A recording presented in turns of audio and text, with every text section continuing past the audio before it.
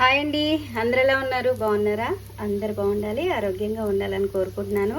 మేము కూడా చాలా చాలా బాగున్నామండి. Welcome back to Bhavani Dashri vlogs. మన ఛానల్ ఎవరైనా ఫస్ట్ టైం చూస్తున్నట్లయితే తప్పకుండా ఛానల్ని సబ్స్క్రైబ్ చేసుకోండి. అలాగే ఈ వ్లాగ్ మీకు నచ్చినట్లయితే లైక్ చేయండి, షేర్ చేయండి, కామెంట్ చేయండి. సో ఇప్పుడైతే నేను మల్టీగ్రెయిన్స్ తోటి దోశ చేస్తున్నాను. సో చూసారు కదా, కలర్ మంచిగా వచ్చింది. అలాగే దోశ బ్యాటర్ వచ్చేసి కలర్ ఇలా ఉంటుందన్నమాట. ఇందులో రాగులు, సజ్జలు, జొన్నలు, కొద్దిగా పచ్చిశనగపప్పు, మినపప్పు, ఓట్స్ ఇవన్నీ వేసానండి. సో బ్యాటర్ అయితే ఇలా ఉంటుందన్నమాట. మన ఆరోగ్యానికి చాలా చాలా మంచిదండి ఈ దోశలు. సో మనం రెగ్యులర్గా తినే వైట్ దోశ కన్నా, అంటే మినపప్పు బియ్యం వేసి చేస్తాం కదా, ఆ దోశ కన్నా కూడా ఇది చాలా అంటే చాలా హెల్దీ అన్నమాట.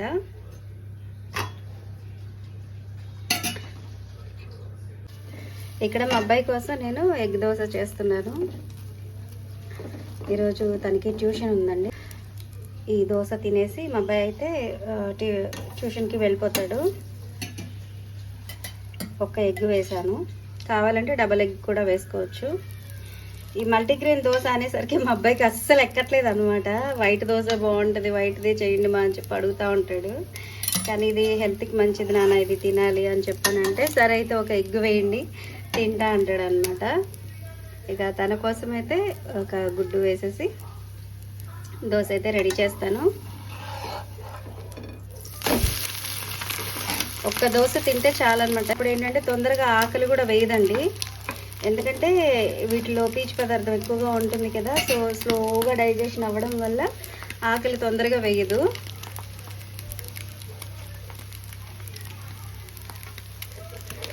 ఇంకా ఈ దోశని ఇలా ప్లెయిన్గా కాకుండా దీన్ని రివర్స్ చేసిన తర్వాత దాని మీద ఇంకొంచెం ఉప్పు అలాగే కారం, ఈ దోశని ఇలాగే ప్లెయిన్గా ఉంచకుండా దీని మీద కొద్దిగా ఉప్పు కారం కూడా వేస్తే ఇంకా బాగుంటుంది టేస్ట్. కొద్దిగా అంటే కొద్దిగా అన్నమాట.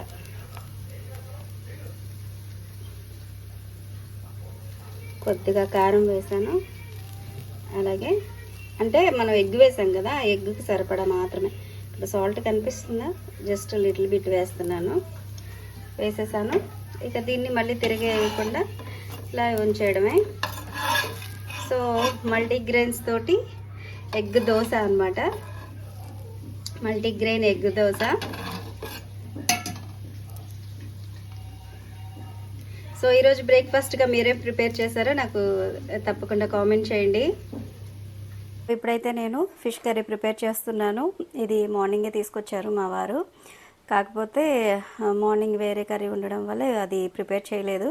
ఇప్పుడైతే కర్రీ ప్రిపేర్ చేస్తున్నాను. ఆల్రెడీ మిక్స్ చేసి పెట్టేశాను, సో అది మీకు చూపిస్తాను, ఉండండి.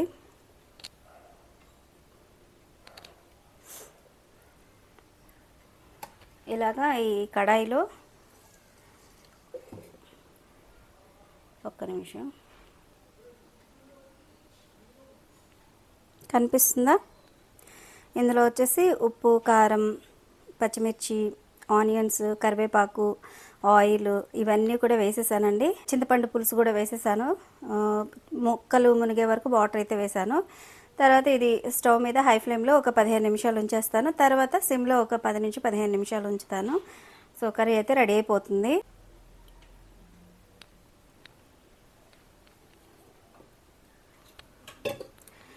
ఈరోజు కర్రీ మీరేం ప్రిపేర్ చేశారో నాకు తప్పకుండా కామెంట్ చేయండి.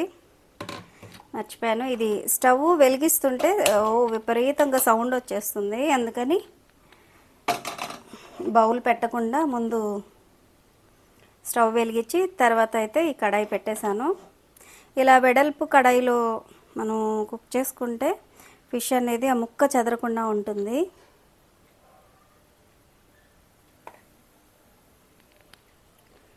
సో అందరూ ఎలా ఉన్నారండి? చాలా రోజుల తర్వాత నేను ఇట్లాగా లైవ్లో అంటే మాట్లాడుతూ బ్లాగ్ అయితే చేస్తున్నాను. సో ఈ మధ్య లైవ్స్ ఎక్కువ చేస్తున్నానండి. లైవ్ చేస్తూ బ్లౌజెస్ అలాగే అంటే స్టిచ్చింగ్ సంబంధించి ఏమైనా ఉంటే అవి స్టిచ్ చేసుకుంటూ లైవ్ అయితే చేస్తున్నాను. ఇప్పుడు ఈ కడాయి మీద మూత అయితే పెట్టేస్తున్నాను. హై ఫ్లేమ్లో ఉంది. హై ఫ్లేమ్లో ఒక 15 నిమిషాలు ఉంచేయాలండి. అలాగే ఇప్పుడు ఇక్కడ ఈ శారీ ఉంది కదా, ఇల్లంతా బట్టలు. మా బెడ్ చూసారా, మొత్తం బట్టలతో నిండిపోయింది. ఇక్కడ ఇవన్నీ కూడా స్టిచ్ చేయాల్సినవి, స్టిచ్ చేసినవి అన్నీ ఉన్నాయి. ఇల్లంతా గందరగోళంగా ఉంది. ఇప్పుడు ఇక్కడ ఈ శారీ ఉంది కదా, దీనికి సంబంధించిన బ్లౌజ్ అయితే స్టిచ్ చేసేసాను. ఈ శారీకి నేను ఫాల్ కూడా స్టిచ్ చేసేస్తే ఇక ఇదైతే కంప్లీట్ అయిపోతుంది. ఇక తర్వాత నెక్స్ట్ ఒక ఫ్రాక్ ఉందండి స్టిచ్ చేయాల్సింది. సో ఆ ఫ్రాక్ రేపు కానీ ఎల్లుండి కానీ స్టార్ట్ చేస్తాను. ఇల్లు అయితే చాలా గందరగోళంగా ఉంది. స్టిచ్చింగ్ చేసేటప్పుడు ఇంట్లో పని ఆగిపోతుంది, ఇంట్లో పని పెట్టుకుంటే స్టిచ్చింగ్ పని ఆగిపోతుంది అనమాట. అలా ఉంది పరిస్థితి. సో ఇప్పుడు ఈ కర్రీ రెడీ అయ్యాక కర్రీ ఎలా ఉంది అనేది మళ్ళీ చూపిస్తాను మీకు. కర్రీ అయితే రెడీ అయిపోయిందండి. ఈరోజు అయితే మరి దగ్గరగా కాకుండా కొంచెం పులుసుగా చేశాను. సో టేస్ట్ అయితే చాలా చాలా బాగుంది.